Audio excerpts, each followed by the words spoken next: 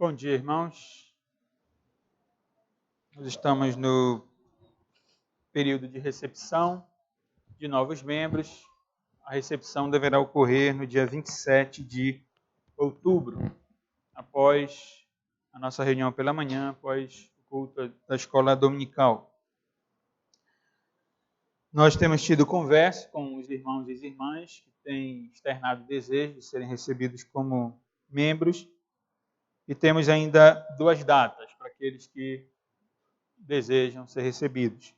Dia 12 de outubro e o dia 26 de outubro, sempre aos sábados, às 4h30 da tarde. Eu lembro novamente aos pais que trarão os seus filhos ao batismo, que nos deem os dados da criança, o nome, data de nascimento, para então, depois de batizados, serem inseridos no hall de membros da igreja.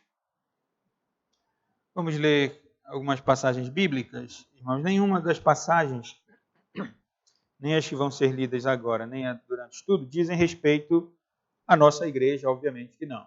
Né? Mas são versículos bíblicos que fundamentam as práticas da nossa igreja, como nós entendemos à luz da Escritura, como a igreja de Cristo deve se comportar neste mundo. Nós já lemos Deuteronômio, capítulo 4, como o presbítero dizia há pouco, agora Romanos, capítulo 11, verso 33 a 36. É um louvor a Deus por sua grandeza, por seus conselhos insondáveis, por suas verdades. É nesse Deus que cremos. Romanos capítulo 11, do verso 33 ao 36. Nós lemos assim: ó profundidade da riqueza, tanto da sabedoria como do conhecimento de Deus. Quão inexplicáveis são os seus juízos e quão insondáveis são os seus caminhos. Pois quem conheceu a mente do Senhor? Ou quem foi o seu conselheiro? Ou quem primeiro deu alguma coisa a Deus para que isso lhe seja restituído? Porque dele, e por meio dele, e para ele são todas as coisas. A ele seja a glória para sempre. Amém. Outro texto é a primeira carta aos Coríntios, capítulo 3.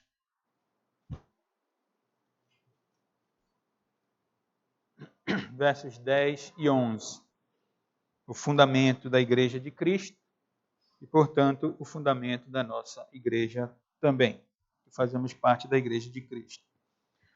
1 Coríntios, capítulo 3, versos 10 e 11. Paulo diz assim: segundo a graça de Deus que me foi dada, lancei o fundamento como sábio construtor, e outro edifica sobre ele. Porém, cada um veja como edifica. Porque ninguém pode lançar outro fundamento, além do que foi posto, o qual é Jesus Cristo. E por fim, irmãos, Hebreus, capítulo 10, verso 25. Nunca é demais lembrarmos desse versículo. Hebreus, capítulo 10, verso de número 25. Lemos assim: não deixemos de nos congregar, como é costume de alguns. Pelo contrário, façamos admoestações, ainda mais agora que vocês veem que o dia se aproxima. Amém. Vamos orar, pedir a bênção de Deus. Senhor, Tu és excelso, Tu és grandioso, Tu habitas em luz inacessível e Te damos glória, Senhor, nesse momento, nesse dia do Senhor, logo pela manhã, trazendo à nossa memória os Teus feitos, Senhor, porque Tu criaste todas as coisas pelo poder da Tua palavra. Tu tens mantido, Senhor, a Tua criação, o universo, as nossas vidas, e Tu tens Te manifestado a nós, Senhor, por meio da Tua palavra também, como Deus Redentor, como Deus Perdoador na pessoa de Cristo Jesus, a prova eficaz, Senhor, do Teu amor para conosco. E essa é a razão de nós estarmos aqui nesse momento. Obrigado, Senhor, por nossa igreja. Obrigado pelas verdades do Evangelho que o Senhor tem nos revelado. Obrigado pela manutenção, Senhor, da tua verdade. E dá-nos a graça, Senhor, de como igreja de Cristo permanecermos firmes no propósito ao qual o Senhor mesmo nos criou e nos chamou para proclamar as tuas virtudes, Senhor. Porque tu nos chamaste das trevas para a tua maravilhosa luz. Ajuda-nos a permanecermos como igreja do Deus vivo, casa de Deus, igreja do Deus vivo, coluna e baluarte da verdade, Senhor. Reconhecemos os nossos pecados, sabemos que somos insuficientes para tudo isso, mas também, Senhor, nós temos o conhecimento de que aprove a Ti, Senhor, depositar a Tua glória em vasos de barro, Senhor, como nós, para que a glória seja unicamente Tua. E por isso nós Te louvamos, Senhor. Imploramos o perdão dos nossos pecados a Ti e suplicamos também a Tua bênção nesse momento em que relembramos, Senhor, o fundamento da nossa fé, a razão da existência desta igreja. Que o Senhor seja conosco, nos animando, nos motivando, nos encorajando, nos avivando, como o Senhor quer, à luz da Tua palavra. Em nome de Cristo é que nós oramos. Amém. Irmãos, eu vou dar continuidade, como os irmãos veem na tela, acerca da apresentação da igreja, que nós começamos no domingo passado. Eu dei um histórico rápido sobre a IPB e também sobre a nossa igreja, Presbiteriana Central do Pará, e depois me detive no texto de Filipenses. E hoje eu quero apresentar aos irmãos, são 3 ou 4 posicionamentos oficiais existem muitos outros, né, da Igreja Presbiteriana do Brasil, igreja da qual fazemos parte. Os irmãos podem encontrar no aplicativo da IPB, no site da IPB, algumas resoluções que a IPB tem no que diz respeito a vários assuntos, como, por exemplo, bater palmas no culto, sobre mulheres, enfim. Aí eu trouxe alguns posicionamentos aqui, 3 ou 4, para que aqueles que estão se aproximando de nós saibam um pouco mais sobre a IPB. São assuntos que eu penso que estão aí sendo discutidos na mídia, aqui e ali, com certeza, os irmãos já encontraram algumas discussões sobre isso. E além da realidade de que, como igreja, no Brasil, a Igreja Presbiteriana do Brasil está cercada de igrejas do evangelicalismo moderno, que defendem várias visões sem o fundamento bíblico, mas por comodismo, pela modernidade mesmo, enfim. Eu quero mencionar, como tenho feito alguns anos, acho que nos 2 últimos anos não fiz isso, mas não é inédito, eu chamar a atenção dos irmãos para as reuniões ordinárias da igreja. E depois olhar para a Bíblia e ver o que a Bíblia mesmo, o que Deus fala sobre a igreja, quais são os conceitos que a própria Escritura apresenta sobre igreja, para que nós continuemos firmes no nosso propósito de ser igreja verdadeira e viver na prática aquilo que Deus ensina a nós. Sobre os posicionamentos, como disse, alguns pouquíssimos escolhidos por mim, um que eu penso importante, que os novos membros compreendam e os antigos também reafirmem isso, é com relação à ordenação e ao sagrado, a ordenação ao sagrado ministério. Então, de acordo com a Bíblia Sagrada, e assim a Igreja Presbiteriana do Brasil entende que só homens são chamados para o serviço do ministério sagrado. Então, à luz da Escritura Sagrada, nós encontramos Deus chamando homens para serem pastores, comumente chamados pastores, são o que...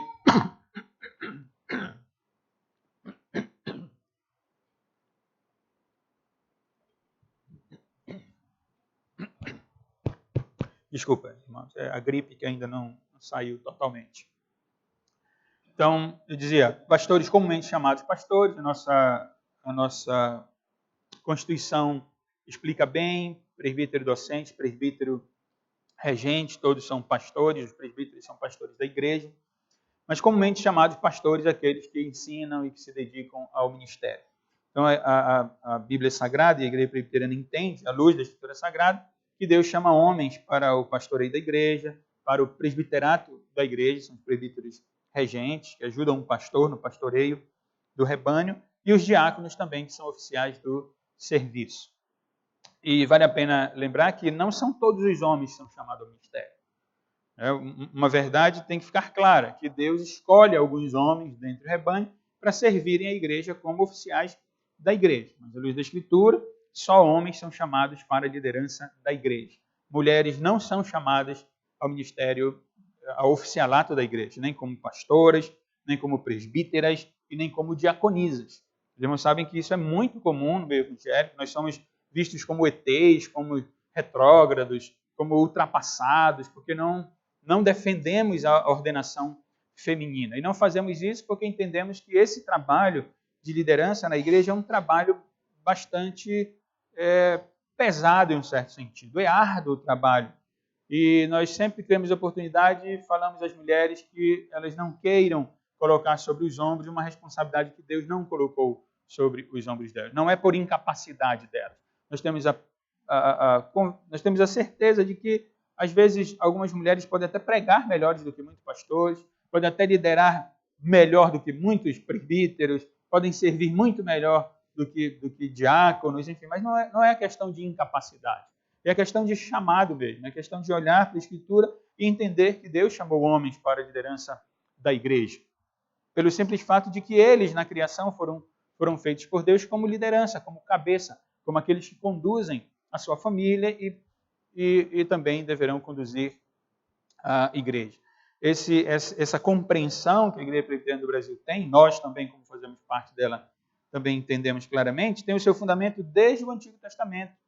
Lá no contexto em que o sogro de Moisés, vendo o trabalho de Moisés, pastoreando a igreja do Antigo Testamento, o povo de Israel, então Jétro dirige as palavras a Moisés, dizendo: procure entre o povo homens capazes, tementes a Deus, homens que amam a verdade e odeiam a corrupção. Coloque-os como chefes do povo, chefes de 1000, chefes de 100, chefes de 50 e chefes de 10, para que julguem este povo em todo o tempo. Então, contexto como o nosso, havia muitas mulheres, há muitas mulheres, mas Deus, na sua infinita sabedoria, ele quis assim fazer, colocar homens para liderar o seu povo. Todos nós conhecemos os textos do Novo Testamento, primeira carta de Paulo a Timóteo, onde diz: é necessário, pois, que o bispo, o supervisor, seja irrepreensível, esposo de uma só mulher, então, é homem, moderado, sensato, modesto, hospitaleiro, apto para ensinar, que governe bem a própria casa, criando os filhos sob disciplina com todo respeito, pois se alguém não sabe governar a própria casa, como cuidará da igreja de Deus? 1 Timóteo 3, 2, versos 4 e 5. E na primeira carta também de Paulo a Timóteo, no 2º capítulo, versos 11 e 12, Paulo diz: a mulher aprenda em silêncio, com toda a submissão, e não permita que a mulher ensine, nem que exerça autoridade sobre o homem, esteja, porém, em silêncio. O argumento de Paulo é sobre a autoridade masculina, sobre o cuidado da igreja. Nós estudamos a primeira carta a Timóteo e vimos que é uma carta eclesiástica, é uma carta que trata dos problemas da igreja. Paulo, inspirado pelo Espírito Santo, instrui o jovem Timóteo em como ele deve conduzir a igreja de Cristo, que é casa de Deus, que é a igreja do Deus vivo, coluna, baluarte da verdade. A igreja tem essa função de proclamar a verdade, não apenas de proclamá-la, mas de sustentá-la, de sustentá-la mesmo, a ponto de não permitir com que falsas heresias, falsos ensinos adentrem a igreja. E fica claro aqui, quem quiser discutir, como há pessoas que discutem, enfim, que discutem. Mas o texto é claro, o apóstolo Paulo, inspirado pelo Espírito Santo, e logo é o Espírito Santo quem fala por intermédio do apóstolo Paulo, ao pastor Timóteo, pastor da igreja de Éfeso, e que é regra para a igreja de Cristo durante todo o tempo dessa nova dispensação, é que a mulher não recebe autoridade da parte de Deus para ensinar, para exercer autoridade sobre o homem. É simples assim para nós, embora não seja fácil, principalmente em nossos dias, defender esta ideia, mas a Bíblia continua sendo para nós a única regra de fé e prática. Um outro assunto, talvez não tão comum para os irmãos, mas os irmãos podem ver na mídia, é sobre a maçonaria. A Igreja Presbiteriana do Brasil tem se posicionado. Essa posição ela é importante porque não há nenhuma relação entre a Igreja Presbiteriana do Brasil e a sociedade da maçonaria.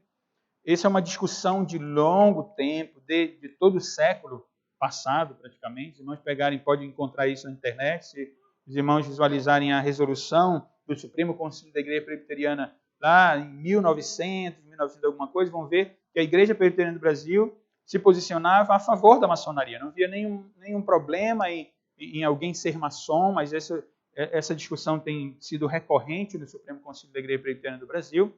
E as últimas resoluções, graças a Deus por isso, é que a maçonaria, que a igreja não tem nenhuma relação com a maçonaria, que homens maçons não podem ser oficiais da Igreja Presbiteriana do Brasil.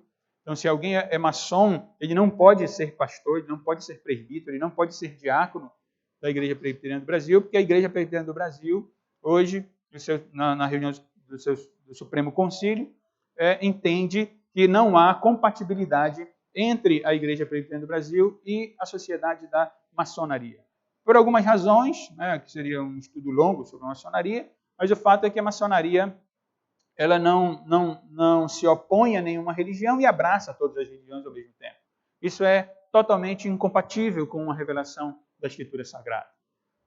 E o que existe, na verdade, é um desencorajamento às pessoas que são maçons. Se há membros ainda na Igreja Presbiteriana do Brasil, espalhados pelo nosso país, que são maçons, esses homens eles são desencorajados pela liderança da igreja a abandonarem a maçonaria. A maçonaria defende a ideia de que existe um arquiteto. Já tive a oportunidade de conversar com alguns maçons e eles sempre me afirmaram que o grande arquiteto do universo é a divindade do país onde a maçonaria está alojada. Então, como no Brasil, o Brasil é um país cristão, então a divindade a qual se refere a maçonaria com a base no grande arquiteto do universo é Deus, porque o país é cristão. Mas se estiver uma localidade onde se adora, na sua maioria no país, Alá, então o grande arquiteto do universo será Alá. E por aí vai. Então, tudo isso é incompatível, sem contar que para que alguém adentre a maçonaria, para que alguém faça parte dessa sociedade, é necessário passar por um ritual de iniciação, é necessário professar uma fé naquilo que eles defendem, é necessário, não sei se seria batismo, penso que não sei, teria que ver direitinho, mas existe um ritual de iniciação onde alguém tem que dizer que acredita em tudo aquilo e que diz que tem conhecido a luz e que tem sido levado à luz. Ora, se alguém faz parte da maçonaria, alguém pretende fazer parte da maçonaria, sendo cristão, sendo membro da igreja, e então chega naquele ritual e diz, agora eu tenho encontrado a luz, então está dizendo que o conhecimento passado é trevas. E isso é incompatível com a religião verdadeira, que é a religião cristã. Paulo escrevendo aos Efésios, capítulo 4, verso 5, diz, há um só Senhor, uma só fé, um só batismo, um só Deus e Pai de todos, o qual é sobre todos, age por meio de todos e está em todos. Todos aqui são os cristãos. Paulo não está pregando aqui um ecumenismo de que todas as religiões, Deus está em todas as religiões, todo mundo age e ele age por meio de todos e está em todos. Não. Ele está falando do corpo de Cristo, está falando da igreja, dos cristãos que são alcançados pelo Senhor. Esses têm um só Senhor, eles têm uma só fé, eles têm um só batismo. Deus é Pai de todos os cristãos. Ele está sobre todos, age por meio de todos e está em todos.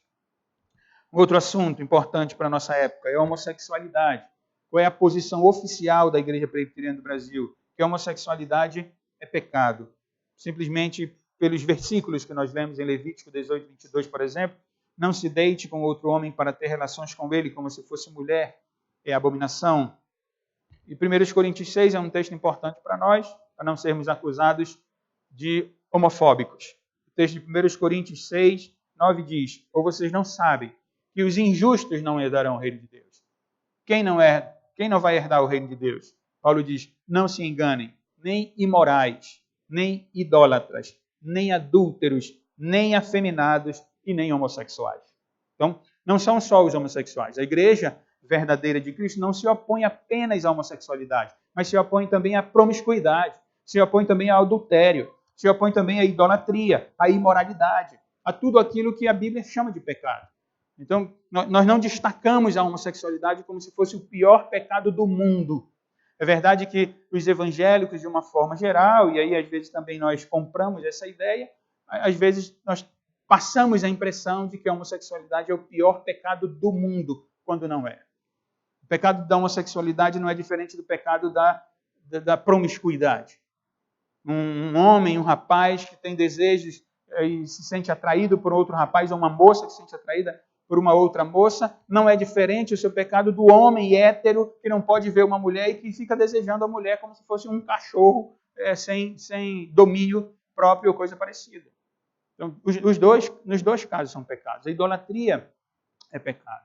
Como eu estou mencionando o ponto da homossexualidade, penso que é uma das áreas que nós, como igreja, devemos crescer, conhecer, para saber como lidar com isso. Quando já tive a oportunidade de aconselhar jovens que externaram o desejo por pessoas do mesmo sexo, e sempre a orientação é essa: meu irmão, minha irmã, você tem que lutar contra isso. Assim como um homem tem que lutar contra a sua fraqueza na área sexual, como uma mulher deve lutar contra algum pecado que esteja assediando a sua porta. Então, você tem que buscar a graça de Deus, você tem que orar, você tem que... Porque é claro isso. Sei que a psicologia aí tem tentado aprovar, não é, esse tipo, mas a Bíblia é sagrada e nós, como pastores, como irmãos e irmãs, crentes em Cristo, devemos ajudar aquelas pessoas que têm essa dificuldade, que têm essa tendência, mas que fique claro que é pecado, assim como é pecado a mentira, assim como é pecado a inveja, assim como é pecado orgulho, assim como é pecado a avareza, e por aí vai. Todos nós temos pecado. Então, são pecados que abalam a nossa alma em um grau maior ou menor, numa área ou noutra área, que todos nós, como cristãos regenerados por Cristo, perdoados por Cristo, devemos usar do meio de graça e vencer aquela área da tentação. Mas a homossexualidade é pecado. A Igreja Presbiteriana do Brasil não aprova a homossexualidade. Eu digo isso porque algumas igrejas presbiterianas no mundo, têm aberto a porta para a homossexualidade, têm ordenado homens, mulheres, homossexuais ao ministério da palavra. A Igreja Presbiteriana, pela graça de Deus, continua firme no propósito de pregar a palavra como ela deve ser pregada. E o último assunto, como eu disse, são vários assuntos, mas um assunto também muito importante para nós é sobre o culto e sobre a adoração. Por que nós cultuamos do jeito que cultuamos?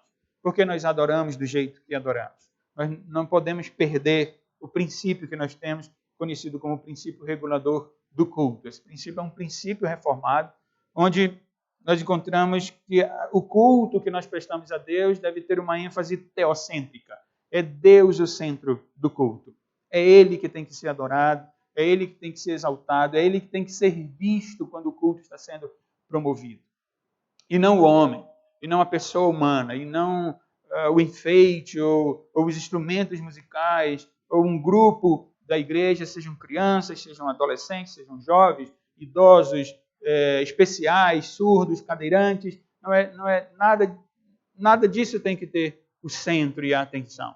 A atenção tem que ser Deus. A reforma protestante lutou por isso. Homens e mulheres morreram por essas verdades, trazendo Deus para o centro do culto, que Deus seja exaltado, que Deus seja louvado, que Deus seja visto, que seja sentido na reunião da igreja, no culto que a igreja presta. Simplicidade também.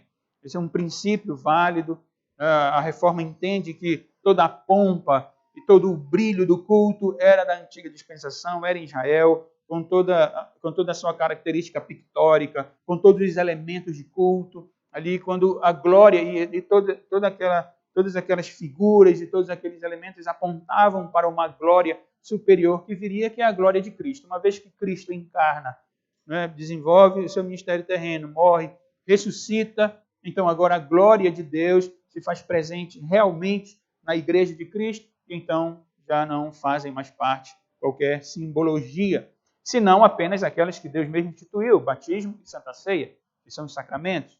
São elementos visíveis que Deus usa para que nós compreendamos verdades espirituais invisíveis. Mas fora os dois sacramentos instituídos por Cristo, batismo e Santa Ceia, nada mais serve como figura, como tipo, porque o Cristo está presente. Então, nesse princípio, a igreja permanece com o culto simples. Só um parênteses, nós não nos opomos, irmãos, a qualquer atividade cristã que não seja culto e que tenha uma banda, um coral, uma guitarra ou qualquer outra coisa assim. Nós não nos opomos a isso, mas que isso não esteja no culto, não é, de adoração a Deus. Porque todos esses elementos, quando nós trouxemos tudo para o culto, e nós sabemos disso, a atenção passa para isso. O pregador tem que tomar cuidado, o presbítero, quando está dirigindo, tem que tomar cuidado, para que a atenção não seja para ele. Às vezes nós damos atenção porque nós somos pecadores mesmo. Às vezes o presbítero não está fazendo nada, né? O pastor está fazendo nada aqui, mas a nossa atenção vai para ele porque nós somos pecadores. Mas os irmãos veem a forma de culto simples, oração simples, louvor simples, o próprio sistema do culto simples, a liturgia do culto simples, exatamente por esse princípio. Nós não queremos encher o culto de um montão de coisas, porque isso vai tirar a atenção do Cristo, vai tirar a simplicidade do culto que Deus requer, e aí vamos estar pecando contra Deus. Essa compreensão é da Igreja Presbiteriana do Brasil. Não é só nossa, não. Existem muitas igrejas presbiterianas do Brasil que não têm o princípio regulador do culto, não observam o princípio regulador do culto, mas nós estamos sendo fiéis, né, de respeito a esse, ao princípio da denominação da qual nós fazemos parte. Reverência, hinos com conteúdo bíblico e pregação expositiva. Esta é a pregação onde o texto fala com a igreja. O pastor não vai abrir um texto, vai contar historinha, vai falar qualquer coisa, vai contar um testemunho e tal. Não que não possa haver uma história, não que não possa haver um testemunho, mas o sermão não pode tomar todo o tempo disso, senão a exposição do texto bíblico, como os irmãos têm acompanhado. Vale a pena dizer, irmãos, que tudo isso não envolve também uma vida, nenhum culto sem graça, um culto morno, um culto sem vida. O negócio é que nós temos o pentecostalismo no nosso contexto. Então, o pentecostalismo e o neopentecostalismo é o boom. Né? E aí, do outro lado, tem as igrejas mais tradicionais, ou tradicionalistas, vamos dizer assim. Eu não estou falando da igreja reformada, estou falando de igrejas tradicionalistas. Né? Tem a sua tradição e que querem permanecer na sua tradição, não querem mexer em nada, porque acham que é assim mesmo. E esses são os opostos. A igreja reformada ela vem para o equilíbrio. A igreja reformada entende a simplicidade do culto, mas deve ser um culto com vida, com alegria. Por isso aqui ali, quando nós temos a oportunidade de conversar com os irmãos, como conselho, pastores, presbíteros, mencionar o fato que irmãos cantem, irmãos se alegrem diante de Deus. O culto não é algo para alguém vir e ser um mero espectador, mas é uma participação conjunta do culto. Os dirigentes, os presbíteros têm essa responsabilidade de conduzir os irmãos, o pastor tem a responsabilidade de ensinar, de pregar, e os irmãos têm a responsabilidade de cultuar a Deus, de cantar, de orar junto, de se alegrar junto, de atentar para o ensino, ouvir a pregação. Então, o culto todo é ativo e todos nós temos que estar assim diante de Deus, com esses princípios. ênfase teocêntrica, simplicidade, reverência, hinos com conteúdo bíblico e pregação expositiva. Esse é o nosso posicionamento acerca do culto. Então, aqueles irmãos estão chegando até nós para entenderem isso. Então, se alguém, pastor, mas por que a gente não monta um coral e tudo, não sei o quê, tá? Por que a gente não faz umas vestes bacanas e tal, porque isso vai contra o princípio regulador do culto, que é de respeito a todos esses pontos que eu mencionei aqui. Qual é a base bíblica para isso? Existem várias bases bíblicas, mas, fundamentalmente, nós encontramos as palavras de Cristo ditas à mulher samaritana. Vem a hora, Jesus diz, e já chegou, em que os verdadeiros adoradores adorarão o Pai em espírito e em verdade. Em espírito, direcionado pelo Espírito Santo, e ou também com o seu Espírito, porque nós temos o Espírito Santo de Deus. O Espírito de Deus testifica com o nosso Espírito, nós somos filhos dele. Então, direcionados pelo Espírito Santo de Deus, e em verdade que é a revelação toda da Escritura Sagrada. Não é uma parte da revelação. O evangelicalismo toma como base para um culto pomposo e cheio de figuras o Antigo Testamento. E muitas outras coisas que eles ensinam que eles têm base no Antigo Testamento. Ou dizem ter base no Antigo Testamento. E por isso nós temos os dois testamentos abertos. Por isso nós temos toda a revelação bíblica. E a verdade ela deve ser entendida pelos princípios hermenêuticos, o princípio da progressividade, por exemplo, que Deus começou revelando, embora pomposo, mas de uma forma bem não insuficiente, mas ainda inicial mesmo, até que chegasse então na grande glória de Cristo na igreja do Novo Testamento. Essa é a verdade para nós. A nossa adoração deve ser em espírito e em verdade. Porque são esses que o Pai procura para seus adoradores, disse Jesus. Deus é espírito e é necessário que seus adoradores o adorem em espírito e em verdade. Não uma adoração na carne. Aqui é fórum íntimo, né? Nós não vamos julgar ninguém, se alguém que fecha o olho levanta a mão, ou se mexe um pouquinho está na carne. Não é esse o ponto, porque é Deus quem julga o íntimo, isso é fórum íntimo. Mas nós lutamos como presbíteros da igreja, pastores da igreja, diáconos da igreja, lutamos para que o culto seja um culto espiritual a Deus e não um culto carnal. Onde nós mesmos, todos nós, sem exceção, podemos em algum momento permitir que a carne, né, se exalte e que então seja uma adoração que Deus não irá receber por ser uma adoração carnal, uma adoração humanista, centrada no eu, na minha vontade, etc. Sobre as nossas reuniões ordinárias, irmãos, eu lembro os irmãos que nós temos 4 reuniões na igreja. A reunião de oração, o estudo bíblico e os nossos cultos. Pela manhã, temos a escola bíblica dominical, aos domingos. Nunca é demais lembrar que nós temos essas reuniões. Poderíamos ter mais? Sim, poderíamos ter mais. Se preciso fosse, nós teríamos mais. Poderíamos ter menos? Bom, também poderíamos, mas uma vez que a igreja cresce, eu penso que ter menos reuniões seria incoerente. Né? Mas são 4. São 4, tem sido assim. Se um dia nós, como conselho, acharmos que a igreja precisa de uma outra reunião, vamos ter outra reunião sem nenhum problema. A Bíblia não determina quantos números de reuniões deve haver durante a semana. Um é certo, que é o domingo, é o dia do Senhor, e nós temos, então, tido a prática na igreja de termos reunião de oração e estudo bíblico, que até na ocasião sempre de fim de ano, nós acabamos mudando. Né? Às vezes a quarta passa para a quinta, o sábado vem para a sexta, enfim. Então, isso não é o ponto aqui. O que é importante são as nossas reuniões de oração. As reuniões são às quartas-feiras. Eu sei que 99% sabe, mas vai que alguém esquece aí. Toda quarta-feira, às 19 horas, nós nos reunimos para orar. Existem igrejas que têm reunião de oração às 6 da manhã, todos os dias. Igrejas que têm reunião do meio-dia, todos os dias. Não tem nenhum problema nisso. Se tivéssemos, eu penso até que seria bom, porque falta é obreiro para tomar conta. Eu não posso vir para cá, ficar todo dia meio-dia, todo dia 6 da manhã, ter que estudar e pregar no domingo, enfim. Mas eu estou só dizendo, existem igrejas que têm. Nós temos uma reunião de oração, às quartas-feiras, às 7 horas da noite. É uma reunião de quê? De oração. É para orar. Tenho tentado animar os irmãos sobre a oração, para nós orarmos. Não que nós, como cristãos, oremos só às quartas-feiras. Claro que não. Né? Devemos orar todos os dias, devemos orar sem cessar, como diz Paulo quando escreve aos Tessalonicenses, mas é um dia aqui razoável. Foi decidido na quarta-feira, no meio da semana, então nós reunimos, paramos tudo e reunimos para orar. Você que está desejando ser membro, quer ser recebido como novo membro, participe da reunião de oração.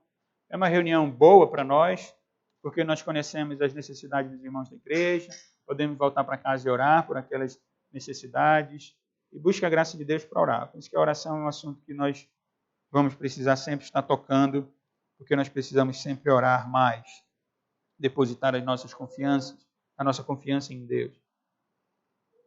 Isso era a prática da igreja desde o início da igreja neotestamentária. Atos 1,14 diz: todos estes perseveravam unânimes em oração, como as mulheres, com Maria, mãe de Jesus, e com os irmãos dele. Em Atos 2,42 diz que os cristãos perseveravam na doutrina dos apóstolos. Havia o quê? Havia ensino na comunhão, né? Havia união e comunhão da igreja, no partir do pão, celebração do sacramento da Santa Ceia e nas orações. Eles perseveravam nesses pontos, no ensino, na união, na comunhão, no sacramento e na oração também.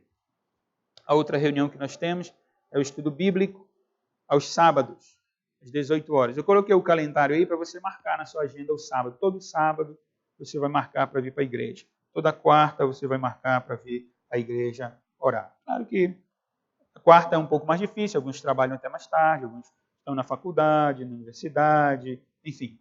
Mas, se puder, vem. Sábado já não tem muita coisa não, eu penso. Então, poderia vir. Nossa reunião é de leitura de livros, onde os irmãos têm a oportunidade para perguntar, para conversar, para tirar dúvidas, enfim.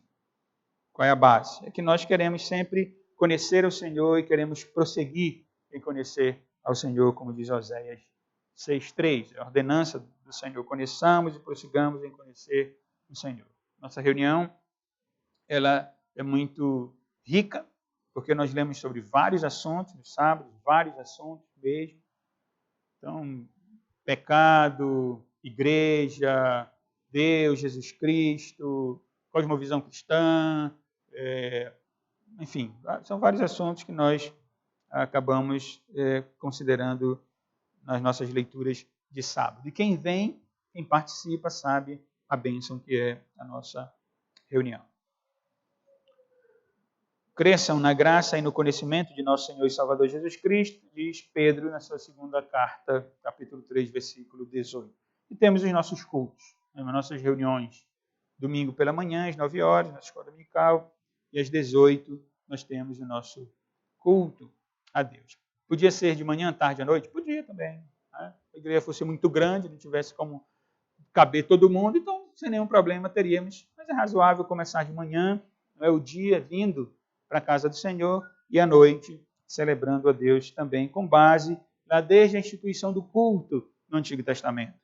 Quando o sacerdote deveria oferecer um cordeiro de manhã e o outro ao crepúsculo da tarde. Então a adoração era pela manhã e à tarde. Meus irmãos lembram que o fogo era contínuo lá no Antigo Testamento. Ele ficava o dia todo. O sacerdote ia pela manhã e à noite, mas era o dia todo que o fogo ficava ardendo. Exatamente para a ideia de que é uma adoração contínua, é uma adoração para toda a vida, todos os dias, mas as reuniões solenes, no dia do Senhor, é a nossa prática, é pela manhã e à noite. Existem países, por causa de alguma estação do ano, tem só à noite, outros tem só pela manhã, dependendo da estação. Mas como a nossa estação é abençoada, nós não temos problema com qualquer dia, qualquer horário é chuva e sol, então não tem nenhum problema para nós reunirmos pela manhã e à noite.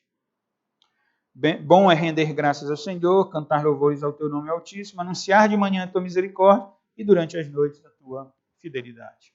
São versículos que fundamentam a nossa prática de um culto pela manhã e um culto à noite, com a ideia de que todo dia é o dia do Senhor. Então, irmãos, qual é o meu objetivo? Como pastor, ministro aqui dos irmãos, é motivar os irmãos para vida na igreja. Vida na igreja. Ainda ontem, conversando com alguns jovens, na recepção de membros, eu dizia, ter Cristo no coração, irmãos, é querer andar com Cristo, é querer viver com Cristo, é querer orar, é querer ler a Bíblia, é querer frequentar a igreja, é querer estar com os irmãos que são servos de Cristo, e isso faz parte da nossa vida. Então, o encorajamento, eu sei que todos sabem disso, das nossas reuniões, mas eu quero encorajar os irmãos, não apenas os novos membros, mas os antigos membros também, a virem para as reuniões ordinárias da igreja. A nossa igreja, pela graça de Deus, sempre digo, disse isso domingo passado, a nossa igreja, pela graça de Deus, é uma igreja séria. Não é uma igreja perfeita, porque não tem igreja perfeita, mas é uma igreja séria. Nós buscamos, debaixo da graça de Deus, na dependência do Espírito Santo, ensinar aquilo que a Bíblia ensina, falar aquilo que a Bíblia fala, lutamos contra os nossos pecados, queremos melhorar, queremos promover o reino de Deus. É uma igreja séria, não é uma igreja que fica pedindo dinheiro para os outros, não é uma igreja que anda de acordo com a moda, não é uma igreja assim, é uma igreja séria, abençoada pelo Senhor, que tem mantido ali o seu propósito. Então, nós não temos razões para não vir à igreja, a não ser as razões legítimas, por alguma ocupação, de fato, que nos impossibilite vir à igreja. Mas, se não, nós não temos razões. Se você não concorda ou discorda de alguma coisa, fale conosco, mas viva a comunhão dos santos. É uma bênção fazer parte da igreja, crescer na igreja. Eu costumo dizer que a frequência à igreja não deve ser porque eu sou oficial da igreja, porque eu sou um presbítero da igreja, porque eu sou um diácono da igreja. É verdade que esses deveriam estar em todas as reuniões, né? Dentro da possibilidade, claro. Alguns podem estar trabalhando, não podem vir. Mas se não, deveriam estar. Né? São oficiais da igreja. Mas eu digo, não é o oficialato da igreja que me deve conduzir à igreja, senão o meu amor a Cristo. O meu amor à igreja também, de estar na igreja. Costumo dizer que essa tem que ser a prática do crente. Os jovens, cadê os jovens? Eu sempre menciono e sempre lamento e tenho orado muito pelos jovens. Cadê os jovens nas nossas reuniões da igreja? Cadê os jovens nas nossas reuniões da igreja? Cadê os jovens para orar? Graças a Deus nós temos, né? Pequeninos, nós temos adolescentes, mas nós temos mais jovens. Cadê os jovens para orar conosco? Cadê os jovens para virem para a reunião de sábado, para darem a sua opinião, para fazerem as perguntas para nós? Cadê os jovens? Então, cadê os pais desses jovens que não vêm para a reunião da igreja? Que não motivam seus filhos a virem à igreja? E se não motivam seus filhos a virem à igreja, seus filhos não amarão a igreja. E depois vamos lamentar. Né?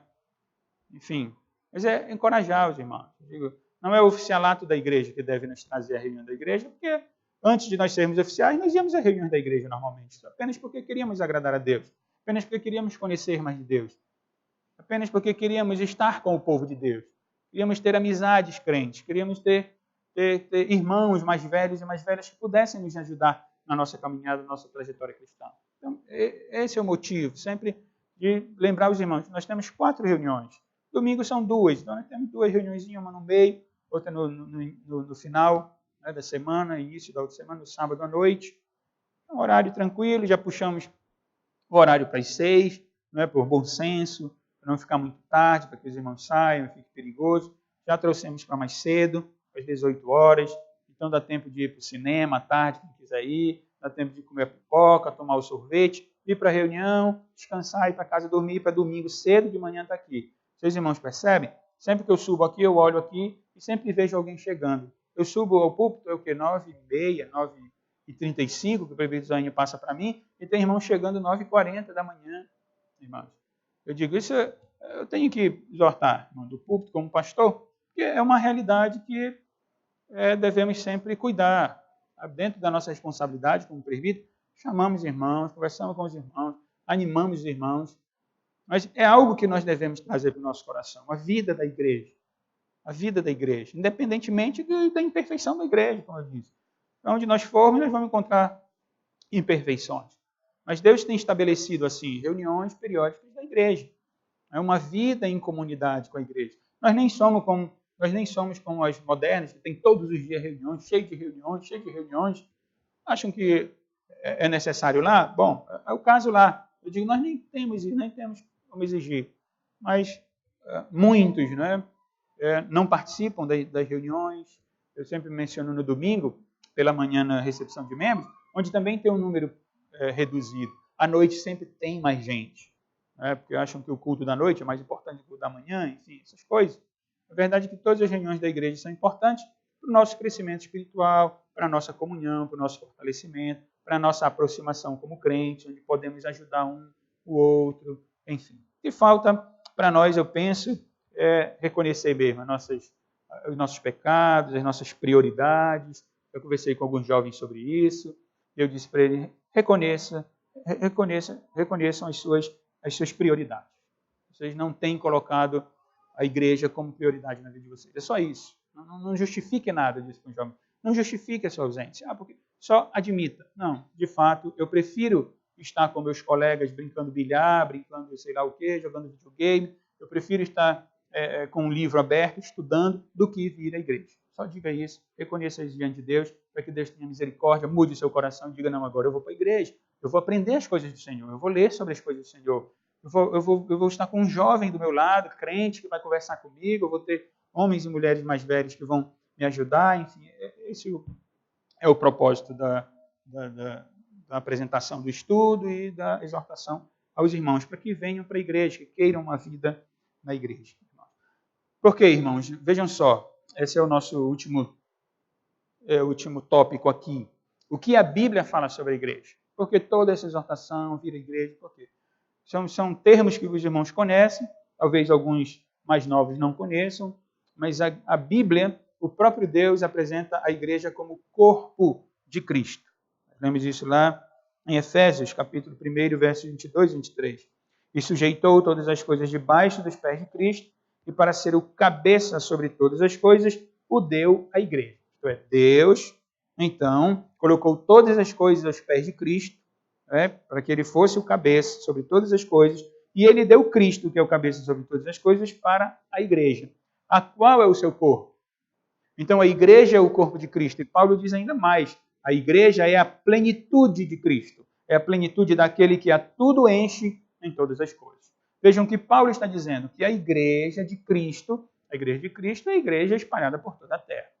Acho que ano passado, ano retrasado, passei um bom tempo estudando sobre a igreja local com os irmãos e mencionando a importância da igreja local. E há este aspecto, a igreja de Cristo é a igreja do Senhor espalhada por toda a terra, mas ela também se manifesta numa igreja local. Então, quando uma igreja local como a nossa, uma congregação, uma igreja local, é fiel a Deus e busca agradar a Deus, então ela é corpo de Cristo também. Para que nós venhamos a entender, não é isso? Porque se nós entendermos só o aspecto universal da igreja, nós vamos errar, nós vamos falhar, nós vamos achar que de fato não é importante, não é tão importante estar com a igreja. Mas quando nós entendemos esse aspecto da igreja local, então nós entendemos isso. Essa igreja local, que é a igreja de Cristo, faz parte da igreja de Cristo, Paulo diz que ela é o corpo de Cristo. Não é? E que ela é a plenitude de Cristo, aquele que a tudo enche em todas as coisas. O que Paulo está dizendo? Que a igreja, nós, você, eu, todos estão aqui, que confiam em Cristo, nós somos o próprio Cristo. Pararam para pensar nisso? Claro, com as suas proporções, né? Somos Deus, mas quem sou eu? Ninguém olha para mim, ninguém olha para o Evisoene, ninguém olha para o Luciano, ninguém olha para alguém e vê sua cabeça. É o corpo todo. Tanto que quando a gente engorda um pouquinho, o irmão repara. Olha, engordou um pouquinho, emagreceu um pouquinho, porque é o todo. Então, Cristo é a cabeça e a igreja, nós somos o corpo de Cristo. Então, é a plenitude dele, é ele mesmo. Então, quando nós não valorizamos a igreja de Cristo, quando nós não amamos a igreja de Cristo, quando nós não queremos estar com a igreja de Cristo, nós não amamos a Cristo, nós não queremos estar com Cristo. Esse é o ponto. Por isso eu disse, o que nós temos que reconhecer são os nossos pecados. E nos humilharmos diante de Deus e dizer, Senhor, me perdoa, porque de fato eu não estou amando aqueles a quem o Senhor ama. Todo relacionamento, em todo relacionamento sem exceção, seja de pai e filho, marido e mulher, na igreja, todos os nossos relacionamentos têm problemas. E nenhum dos problemas desse relacionamento nos dão a autoridade de dizer, eu não quero mais você. Eu não faço isso para você por causa disso. Isso é pecado. O que eu preciso entender é que eu tenho um elo com aquela pessoa. Eu me casei com aquela pessoa. Eu sou irmão, falando de sangue, daquele. Eu sou membro da mesma família. E eu faço parte da igreja de Cristo. Não porque eu quis fazer parte da igreja, mas porque Deus me escolheu e Deus me colocou no seu corpo. E eu sou o corpo da igreja. Eu posso ser um dedo mindinho, eu posso ser uma perna defeituosa, eu posso ser uma orelha, qualquer coisa, mas eu sou o corpo de Cristo. E aí todos nós conhecemos a figura que Paulo usa sobre a necessidade de que um membro faz parte do mesmo corpo, quando um membro sofre, o outro sofre, quando um membro se alegra, o outro se alegra. Enfim, a igreja é corpo de Cristo. Isso é o próprio Deus que diz. Então nós aqui, nós somos corpo de Cristo, irmãos. E aí o que acontece num corpo? Vamos pensar que se o meu pé direito quisesse ir para lá, o meu pé esquerdo quisesse ir para cá. O que ia acontecer? A minha mão direita quisesse fazer isso e a minha mão esquerda quisesse ir lá para trás. O corpo não é saudável. Então nós somos membros, nós formamos o corpo de Cristo nessa comunidade local.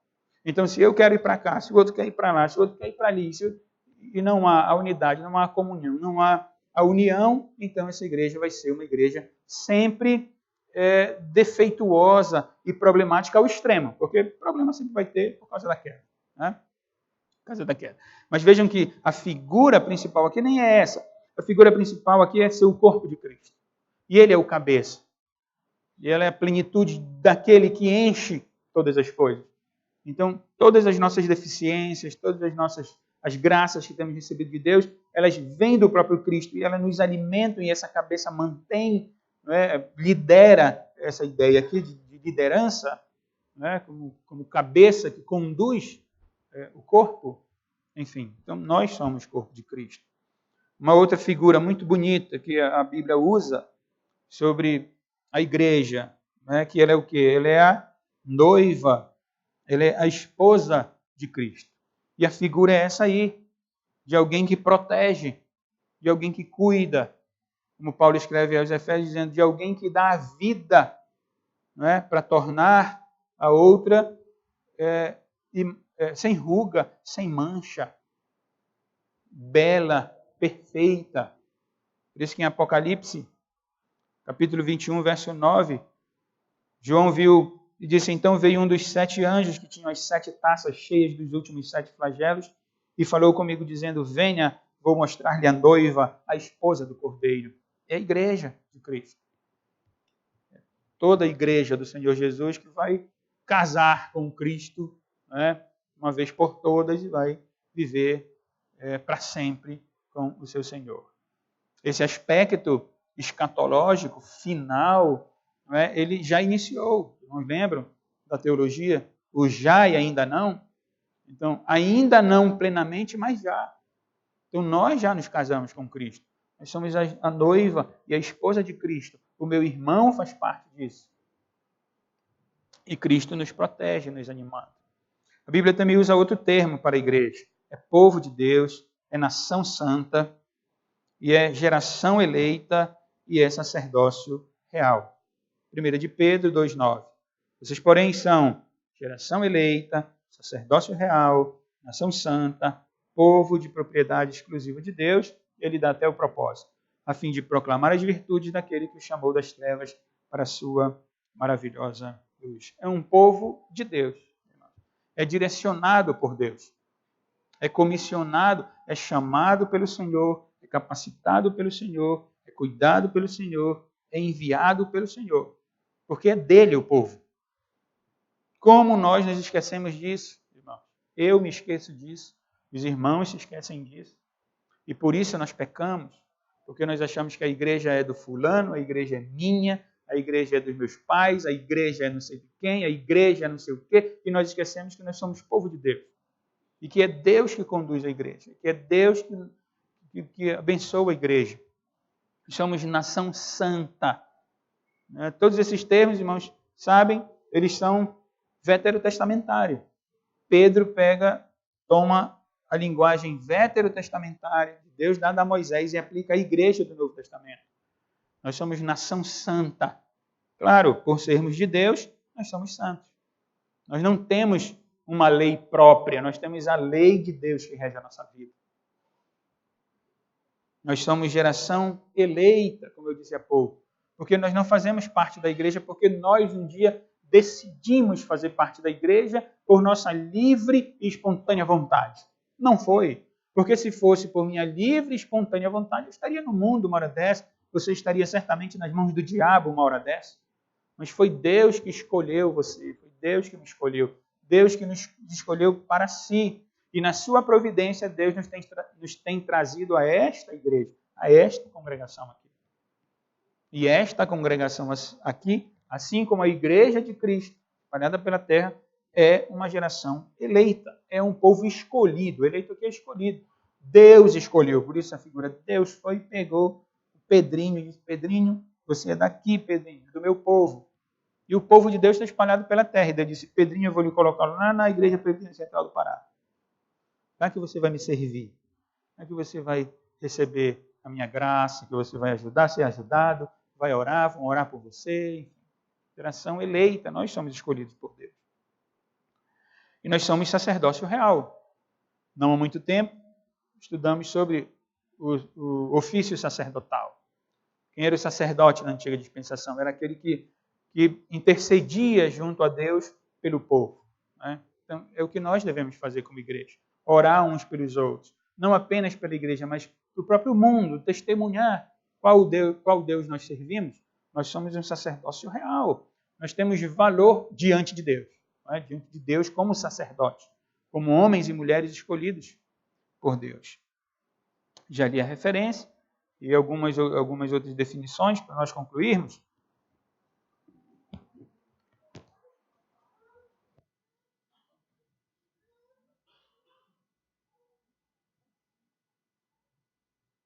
A Bíblia também diz que a igreja é lavoura de Deus. Aqui eu sou ignorante aqui, porque eu sou caboclo da cidade mesmo.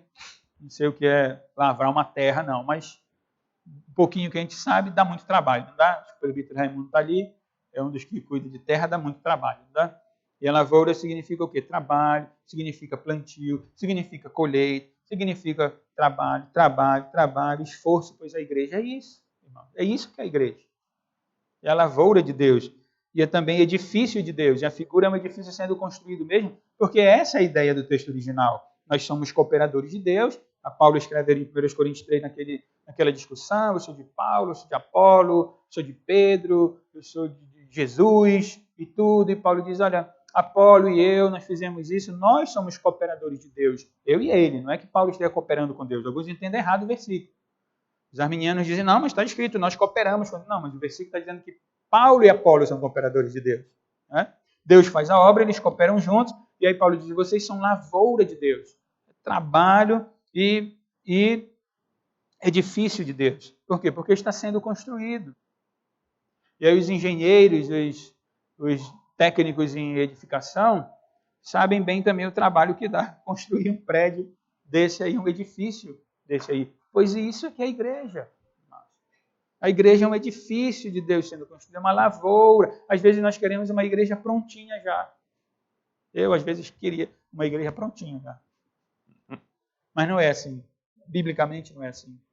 E todos nós, às vezes, esquecemos disso. Que é uma lavoura, é um edifício. E nós estamos aqui, agora sim, podemos usar de forma correta, como Paulo usou, com referência a Paulo. Nós somos cooperadores de Deus. Deus nos colocou para edificar essa igreja, com o fundamento já lançado, que é o próprio Cristo. Ninguém pode lançar outro fundamento. Mas nós vamos em Cristo edificando a igreja, construindo a igreja.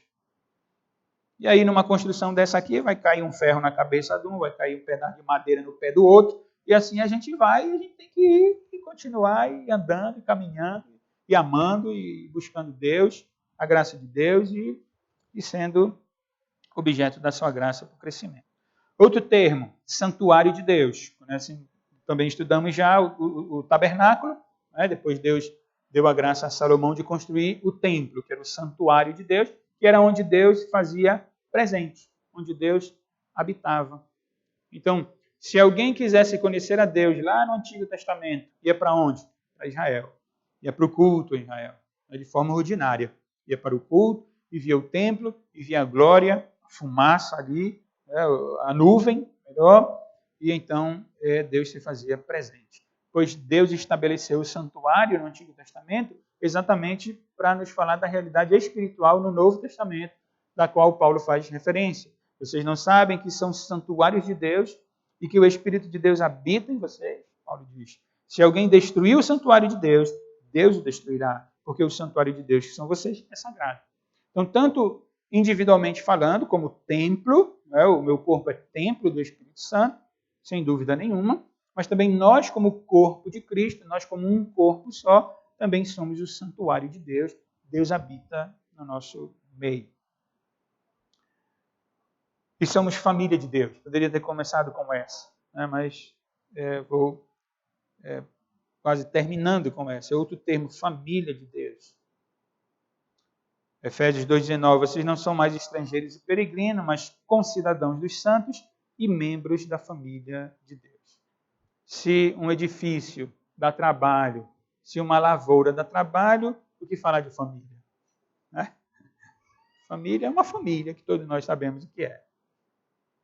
Tio, primo, essa pela família nuclear, né? Pai, mãe, filho, já tem ali alguma coisa que a gente tem que ir buscando a graça de Deus para ir conduzindo.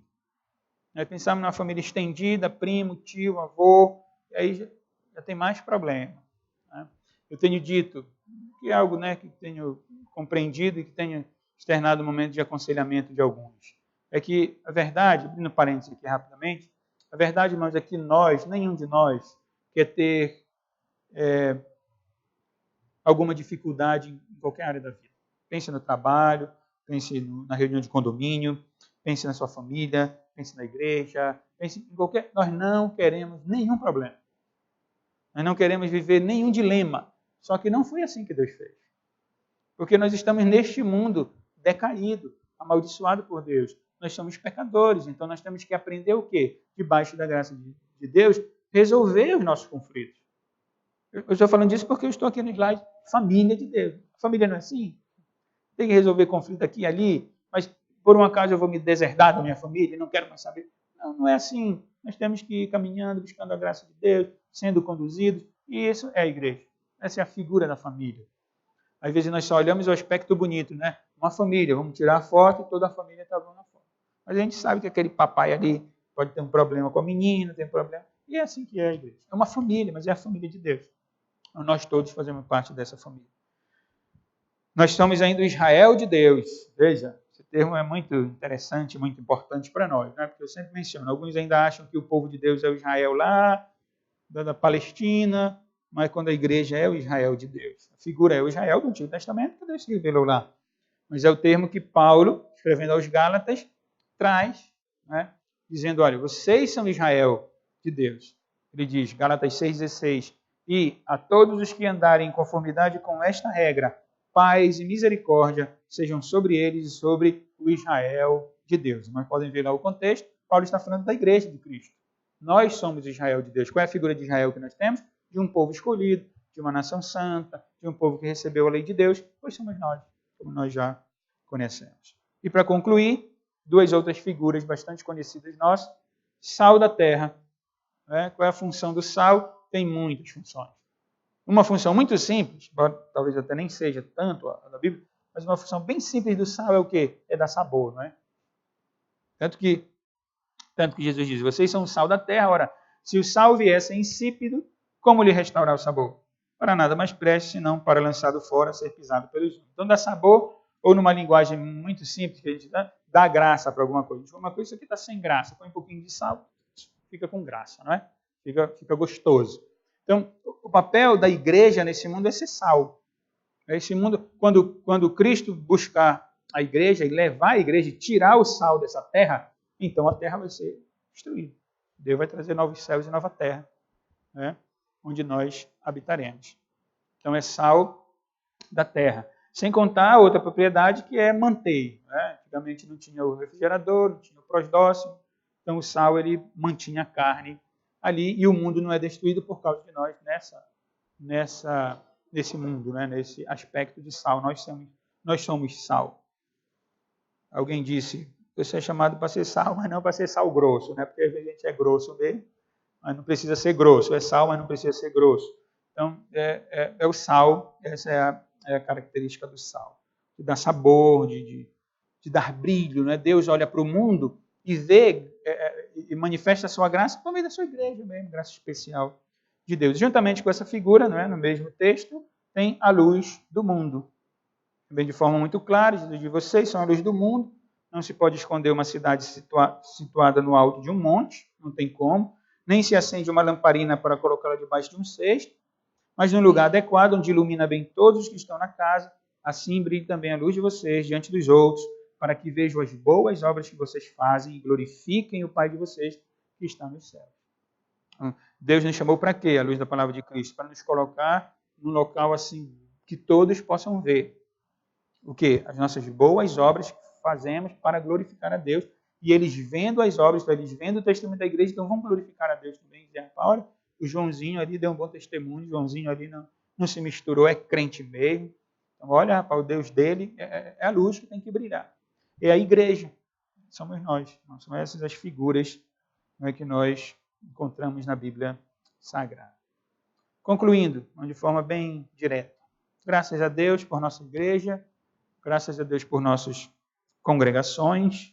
Né? Isso é algo que devemos ter no coração, a gratidão a Deus pela igreja, que é isso que nos motiva, de fato, a servir a Deus nessa comunidade, nesse grupo.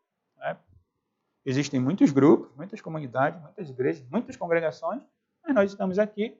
Então, graças a Deus por ela, pelas congregações, que também fazem parte. Voltemos-nos sempre às Escrituras, é uma coisa que sempre devemos fazer, o que temos feito constantemente, sempre as Escrituras, sempre o que Deus requer para a igreja, nunca algo fora dela. Né? Mas qualquer coisa que não seja explicitamente claro nela, que pelo menos tenhamos o subsídio, que tenhamos o fundamento, o princípio nela. Não é nunca algo contrário àquilo que ela ordena. Oremos uns pelos outros. Eu coloquei membresia aqui porque só para fechar a nossa oração entre nós. É porque orar um pelos outros, a gente pode... eu vou orar pelo crente lá no Paquistão, vou orar pelo crente na Espanha. Não tem nenhum problema. Devemos orar. Mas eu quero mais mencionar aqui o nosso grupo, né? A nossa igreja, a nossa congregação. Então oremos uns pelos outros, porque é necessário que oremos uns pelos outros. E oremos também pelos novos membros, né? Aqueles irmãos que vão ser recebidos, para que eles sejam bênçãos para nós e para que nós sejamos também bênçãos para eles. Para que então a igreja cresça. Nós não queremos que ela enche. Né? Não queremos que ela fique inchada por consequência de uma anomalia. Não é isso que nós queremos. Nós queremos que ela cresça saudavelmente, como Deus revela na palavra. E eu penso que assim Deus tem feito. Nós não crescemos com 60, 70, 80, 90, 100 membros por ano, né? Mas crescemos com 5, com 10, com 15, com 20 por ano. Isso é um crescimento, ao nosso ver, saudável. É um crescimento que a gente nem percebe. É igual o crescimento de qualquer criança. Né? Nem percebe. Quando vê, já está grande o menino. É assim a igreja. Se você for olhar o hall de membros lá em 2012, você vai ver um crescimento considerável na igreja. Não é um boom, mas é um crescimento onde Deus tem abençoado. Então, graças a Deus pela igreja, sempre escritura, só a escritura. Oremos uns pelos outros e oremos pelos novos membros também. Vamos ficar de pé? Vamos pedir ao presbítero Zoênio